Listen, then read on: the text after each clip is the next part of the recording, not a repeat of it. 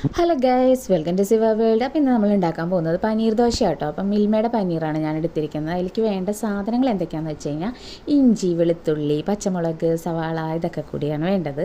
അതിനുശേഷം നമുക്ക് ഇത്തിരി വെളിച്ചെണ്ണ ഒഴിച്ചിട്ട് ഇഞ്ചിയും വെളുത്തുള്ളിയും നന്നായിട്ട് വഴറ്റിയെടുക്കുക. അതിൻ്റെ സ്മെല്ലൊന്ന് വരുമ്പോഴേക്കും നമുക്ക് സവാളയും പച്ചമുളകും ഇട്ട് കൊടുക്കാം. അത് നന്നായിട്ട് വഴറ്റി വരുമ്പോൾ നമ്മുടെ മഞ്ഞപ്പൊടി, മല്ലിപ്പൊടി, മുളക് പൊടി, ഇതിൽ മല്ലിപ്പൊടി കുറച്ച് ചേർത്താൽ മതി കേട്ടോ.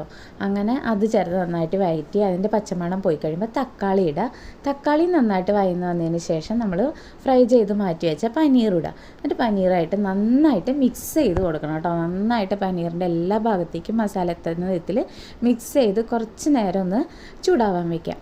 അങ്ങനെ ചെയ്ത് കഴിയുമ്പോൾ എന്ന് വെച്ച് കഴിഞ്ഞാൽ പനീറിലേക്ക് നന്നായിട്ട് പിടിക്കുക. അപ്പോൾ ചെറിയ ക്യൂബ്സ് ആണെങ്കിൽ നമ്മളത് അങ്ങനെ ചെയ്താൽ മതി. അതല്ലാന്നുണ്ടെങ്കിൽ ഞാനിപ്പോൾ ഈ ചെയ്തിരിക്കുന്ന പോലെ വലിയ ക്യൂബ്സ് ആണെങ്കിൽ ആ സ്പൂൺ കൊണ്ട് നന്നായിട്ടൊന്ന് ഉടച്ചു കൊടുക്കുക. അപ്പോൾ ചെറിയ ചെറിയ പീസാണെങ്കിൽ നമുക്ക് കഴിക്കാൻ എളുപ്പമുണ്ടാവും. വലിയ പീസാകുമ്പോൾ അത് അങ്ങനെ കിടക്കും. അപ്പോൾ ഇഷ്ടമുള്ളത് പോലെ ചെയ്യാം. ഞാനിങ്ങനെയാണ് ഇപ്പോൾ ചെയ്യാറ്. അപ്പോൾ അത് കഴിഞ്ഞ് ദോശ ഉണ്ടാക്കി ദോശയുടെ നടുക്കിലേക്ക് ഈ മസാല അങ്ങ് വെച്ച് കൊടുക്കുക, അങ്ങ് കഴിക്കുക. അത്രേ ഉള്ളൂ. പക്ഷേ ഞാൻ കുറച്ച് വീഡിയോ കൂടി എടുത്ത് വെച്ചിട്ടുണ്ട്. എല്ലാവർക്കും ദോശ ഉണ്ടാക്കാനൊക്കെ അറിയാം, എങ്കിലും ഞാൻ ദോശ ഉണ്ടാക്കുന്നത് എങ്ങനെയാണെന്ന് കാണിക്കാമെന്ന് വിചാരിച്ചു. പിന്നെ ദോശ ഉണ്ടാക്കുമ്പോൾ അറിയാത്തവർക്ക് വേണ്ടിയിട്ടാട്ടോ പറയുന്നത്, കനം കുറച്ച് ഉണ്ടാക്കണം. അപ്പോഴാണ് ഇങ്ങനെ നമ്മൾ മസാല വെച്ച് കഴിക്കണേൻ്റെ ഒരു ടേസ്റ്റ് കിട്ടുള്ളൂ. അധികം കനമായി കഴിഞ്ഞാൽ നമുക്ക് ആ മസാലയുടെ ടേസ്റ്റ് അങ്ങനെ അത് ആസ്വദിക്കാൻ പറ്റില്ല.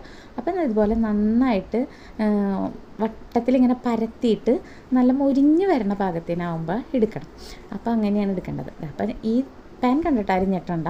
ആ പാൻ എന്തോ പറ്റിയതാണ് ഒരു പ്രാവശ്യം. പിന്നെ അതിൻ്റെ നടുക്ക് ഭാഗം അങ്ങനെയായി. അതിൻ്റെ അതായത് അതിൻ്റെ ബാക്ക് സൈഡ് ഉണ്ടല്ലോ, അവിടെയുള്ള അതേ ഒരു കോട്ടിങ്ങാണ് ഇപ്പുറത്തോട്ട് കാണുന്നത്. ആ സാധനം പൊളിയും ചെയ്തിട്ടുണ്ട്. എന്താ പറ്റിയെന്നൊന്നും എനിക്കറിയില്ല.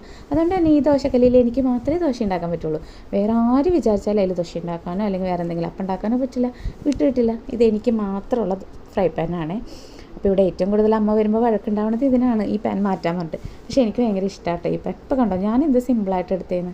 അപ്പോൾ അതാ ഞാൻ അങ്ങനെ ദോശയൊക്കെ ഉണ്ടാക്കി വീണ്ടും അതിലേക്ക് തന്നെ മസാലയൊക്കെ വെച്ച് കൊടുത്തു. അപ്പോൾ കണ്ടോ അങ്ങനെ ആ മൊരിച്ചിൽ വന്നതുണ്ട് സൈഡിലൊക്കെ. അതൊക്കെ അടിച്ച് തിന്നാൻ നല്ല രസമാട്ടോ ഈ മസാലയൊക്കെ കൂട്ടി.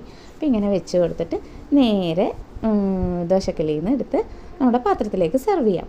അങ്ങനെ ഞാൻ രണ്ടാമത്തെ ദോശയും സെറ്റാക്കി അങ്ങനെ 3-4 ഉണ്ടാക്കി. അപ്പോൾ 2 സെറ്റാക്കിയപ്പോൾ തന്നെ കൊതി മൂത്ത ഒരാളെൻ്റെ കൂടെ ഉണ്ടായിരുന്നു.